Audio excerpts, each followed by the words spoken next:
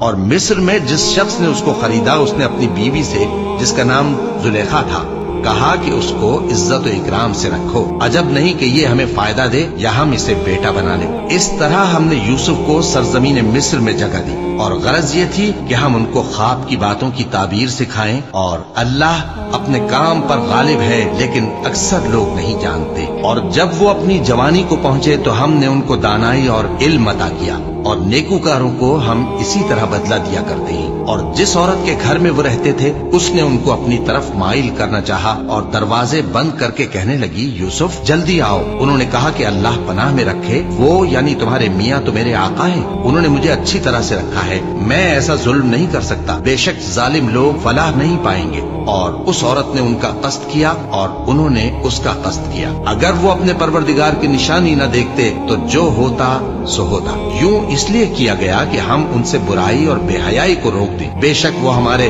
چنے ہوئے بندوں میں سے تھے۔ اور دونوں دروازے کی طرف بھاگے، آگے یوسف پیچھے زلیخا، اور عورت نے ان کا کرتا پیچھے سے پکڑ کر جو کھینچا تو پھاڑ ڈالا، اور دونوں کو دروازے کے پاس عورت کا خاوند مل گیا۔ تو عورت بولی کہ جو شخص تمہاری بیوی کے ساتھ برا ارادہ کرے اس کی اس کے سوا کیا سزا ہے کہ یا تو قید کیا جائے یا اسے دکھ کا عذاب دیا جائے۔